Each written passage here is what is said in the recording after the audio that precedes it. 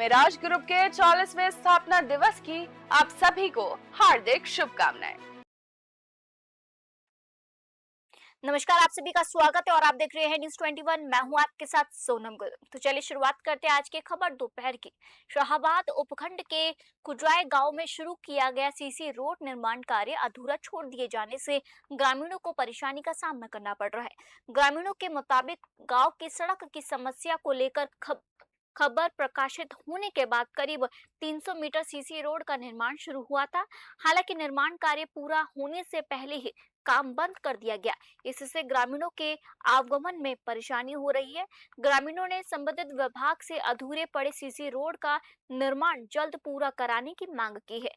ग्रामीणों का कहना है कि सड़क का काम पूरा होने से गांव के लोगों को आवागमन में राहत मिलेगी और लंबे समय से चली आ रही समस्या का समाधान हो सकेगा।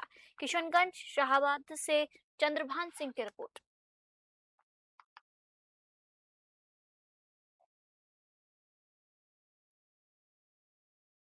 बढ़ते अगली खबर की ओर। बोली क्षेत्र के बांसड़ा बने सिंह गांव में खेत पर फसल की रखवाली करने गए किसान मोहनलाल पुजारी की संदिग्ध परिस्थितियों में मौत हो गई। सुबह करीब 6 बजे तक घर नहीं लौटने पर उनका पुत्र राम प्रसाद खेत पर पहुंचा, जहां पिता का शव पड़ा मिला। मृतक के कान, आंख और मुंह के आसपास काटने के निशान पाए गए। सूचना पर पुलिस और वन विभाग की टीम मौके पर पहुंची और जांच शुरू की है। प्रथम दृष्टया जंगली जानवर के हमले की आशंका जताई जा रही है। हालांकि मौत के वास्तविक कारणों की पुष्टि पोस्टमार्टम रिपोर्ट के माध्यम से ही होगी। घटना के बाद ग्रामीणों में दहशत का माहौल है। ग्रामीणों ने वन विभाग से क्षेत्र में गश्त बढ़ाने और सुरक्षा के इंतजाम करने की मांग की है। सवाई माधोपुर से दीपक गिरी की रिपोर्ट। सुबह 6 बजे कुएं पे रहती थी पिताजी। हाँ। तो सुबह शाम को खाना खा के चले गए थे सोने के लिए। हाँ। वहाँ से सुबह घर पे नहीं आए। हाँ। सुबह में 6 बजे गया था। हाँ। वहाँ पे मृत व्यवस्था में मिली मेरे को। हाँ। मैंने घर पे सूचना दी हाँ। और 2-5 आदमियों को वहाँ पे बुलाया। हाँ। बुलाने के बाद वो मृत व्यवस्था में उठा के अंदर रखा और उनको फिर बोल लेके आ गई। किस प्रकार के चिन्ह क्या है, कैसे? चिंता सर वहाँ पे चारा वारा था तो इतना ध्यान नहीं दिया, लेकिन एक कान और मुंह पे निशान मिले मेरे को, इसलिए बोल लेके आ गया। सुबह 6 बजे कुएं पे। बढ़ते अगली खबर की ओर। टोंक जिले के उनियारा उपखंड में एम्पावरिंग राजस्थान ए यूथ लीगल लिटरेसी इंटर्नशिप 2026 के तहत ट्रांसफॉर्मेटिव ट्यूसडे अभियान शुरू किया गया। अभियान के तहत न्यायिक अधिकारियों की ने विभिन्न स्कूलों में पहुंचकर विद्यार्थियों को कानूनी अधिकारों और बाल सुरक्षा को लेकर जागरूक किया। जागरूकता सत्र में बच्चों को शोषण के खिलाफ आवाज उठाने, स्वयं की सुरक्षा करने और अच्छा स्पर्श बुरा स्पर्श जैसे महत्वपूर्ण विषयों की जानकारी दी है। तालुका विधिक सेवा समिति उनियारा की एसजीएम शबा परवीन कागजी ने राजकीय उच्च माध्यमिक विद्यालय उखललाना में विद्यार्थियों को संबोधित किया। वहीं न्यायिक मजिस्ट्रेट पूनम जगवाल ने सरस्वती माध्यमिक विद्यालय में बच्चों से संवाद किया। अपर जिला एवं सेशन न्यायाधीश दीपक कुमार सोनी ने बताया कि अधिक से अधिक विद्यार्थियों तक कानूनी जागरूकता पहुंचाने के लिए न्यायिक अधिकारियों को अलग अलग स्कूलों की जिम्मेदारी दी गई है। उनियारा से राजेश सेन की रिपोर्ट। हनुमानगढ़ में एसबीबी आदित्य के निर्देशन में कालिका पेट्रोलिंग यूनिट ने श्रीदेवी महिला पॉलिटेक्निक कॉलेज में जागरूकता सेमिनार आयोजित किया। कार्यक्रम में छात्राओं को महिला एवं बालिका सुरक्षा अधिकारों, साइबर अपराध और पुलिस सेवाओं की जानकारी दी गई। छात्राओं को महिला हेल्पलाइन 1090, चाइल्ड हेल्पलाइन 1098 और आपातकालीन सहायता नंबर 112 के बारे में बताया गया। सेफ सिटी अभियान के तहत जारी हेल्पलाइन नंबर 8764876051 की जानकारी देते हुए अवैध गतिविधियों और नशे से संबंधित सूचना साझा करने की अपील की गई।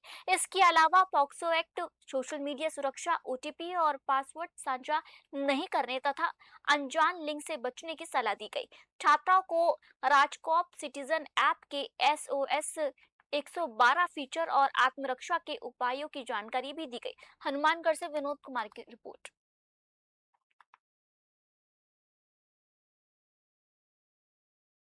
तिजारा जैन मंदिर में दर्शन करने आई गुरुग्राम निवासी महिला श्रद्धालु से चेन स्नैचिंग की वारदात सामने आई है। मंदिर के मुख्य गेट के सामने पीछे से बाइक पर आई बदमाश महिला के गले से चेन झपटकर हनुमान बगीचे की ओर फरार हो गए। जैन मंदिर अध्यक्ष मुकेश जैन के अनुसार चेन की कीमत करीब 7 से 8 लाख रुपए बताई जा रही है। उन्होंने दावा किया है कि करीब 15 दिन पहले भी मंदिर परिसर में महिला से चेन स्नैचिंग और जेब कटने की घटना सामने आई थी। लगातार वारदातों को लेकर पुलिस की कार्यशैली पर सवाल उठाए जा रहे हैं। सूचना मिलने के बाद पुलिस ने आसपास लगे सीसीटीवी कैमरों की फुटेज खंगालना शुरू कर दी है। स्थानीय लोगों ने मंदिर क्षेत्र में गश्त बढ़ाने और चेन स्नैचिंग पर प्रभावी रोक लगाने की मांग की है। अलवर से प्रदीप गोयल की रिपोर्ट।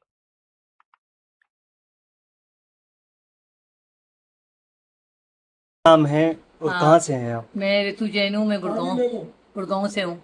अभी जब चैन चनी कहाँ से आ रहे थे आप? हम आ रहे थे मंदिर के अंदर, बाहर निकले थे। तो किस तरह से आपकी चैन लेके चेन गए? के जैसे मैं उधर रोड पर पार करा और वैसे ही खींच लिया।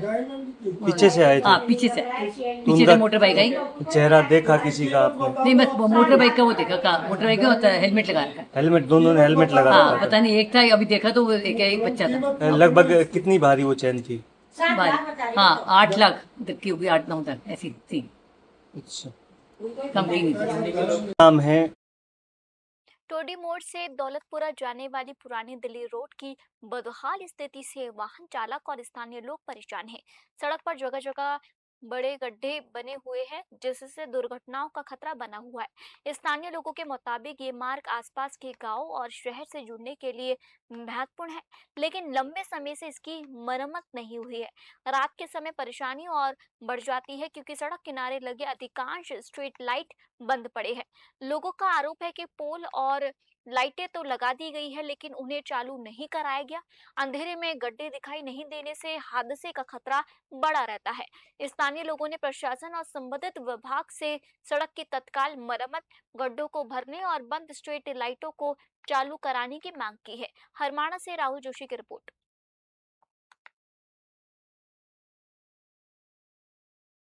बढ़ते अगली खबर की ओर। कोटा में वरिष्ठ कांग्रेस नेता आबिद खान की नेता प्रतिपक्ष टीकाराम जूली से मुलाकात के बाद हरदोई की सियासत में चर्चाएं तेज हो गई है। मुलाकात के दौरान कोटा की राजनीति, संगठन की मजबूती और आगामी रणनीति को लेकर अहम चर्चा हुई है। टीकाराम जूली ने संकेत दिए हैं कि पार्टी में जमीनी स्तर पर सक्रिय रहने वाले जनता के बीच मजबूत पकड़ रखने वाले युवाओं को आगे लाया जाएगा। उन्होंने कहा कि ऐसे कार्यकर्ताओं को भविष्य में सांसद और विधायक बनने का अवसर भी मिल सकता है। आबिद खान की लगातार सक्रियता को देखते हुए अब उनके लिए किसी बड़ी संगठनात्मक जिम्मेदारी की संभावनाओं पर चर्चा शुरू हो गई है। हालांकि पार्टी की ओर से आबिद खान को किसी नई जिम्मेदारी की आधिकारिक घोषणा नहीं हुई है। ऐसे में अब सबकी नजरें जो है यहाँ पर कांग्रेस संगठन के अगले फैसले पर टिकी हुई है। कोटा से सुरेश कुमार की रिपोर्ट।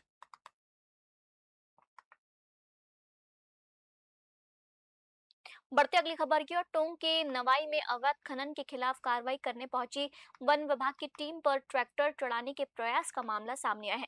घटना नोहटा ग्राम पंचायत के वन क्षेत्र की बताई जा रही है। जानकारी के मुताबिक वन कर्मी अवैध खनन कर ले जा रही थी। ट्रैक्टर ट्रॉली को रोकने का प्रयास कर रहे थे। इसी दौरान चालक ने कथित तौर पर वन कर्मियों को टक्कर मारने की नीयत से ट्रैक्टर आगे बढ़ा दिया। जान बचाने के लिए वन कर्मियों ने बाइक से कूदकर खुद को बचाया, जबकि बाइक ट्रैक्टर की चपेट में आकर क्षतिग्रस्त हो गई। आगे जाकर ट्रैक्टर ट्रॉली भी पलट गई और चालक मौके से फरार हो गया। रेंजर धारीवाल बेरवा के अनुसार वाहन को जब्त कर वन विभाग कार्यालय निवाई में खड़ा करवाया गया। आरोपियों के खिलाफ बरौनी थाने में राजकार्य में बाधा सहित संबंधित धाराओं में मामला दर्ज कराया जाएगा। नवाई से पवन शर्मा की रिपोर्ट। बढ़ते अगली खबर की ओर। बस्सी में मानसून के दौरान उपभोक्ताओं को निर्बाध और सुरक्षित बिजली आपूर्ति सुनिश्चित करने के लिए जयपुर विद्युत वितरण निगम लिमिटेड के बस्सी डिवीजन में समीक्षा बैठक आयोजित हुई है। बैठक की अध्यक्षता अधीक्षण अभियंता ML मीणा ने की है। इसमें डिवीजन के अधिकारियों और फीडर इंचार्ज स्तर के कर्मचारियों के साथ विद्युत व्यवस्था के डिजिटलीकरण से जुड़े एज इंफ्रा के प्रतिनिधि शामिल थे। आपको बता दें, बैठक में फीडर ट्रिपिंग, प्लॉट की लोकेशन मरम्मत व्यवस्था, रिस्पांस टीम और उपभोक्ता शिकायतों की समीक्षा की गई।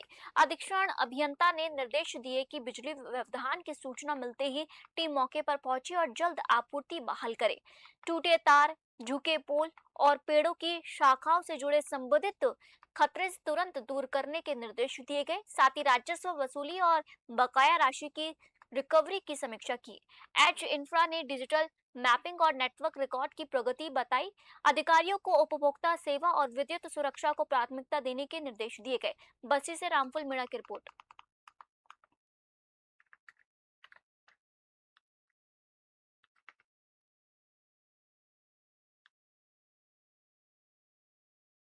फिलहाल आज के बुलेटिन में इतना ही और आप देखते रहिए न्यूज़ 21। जय हिंद।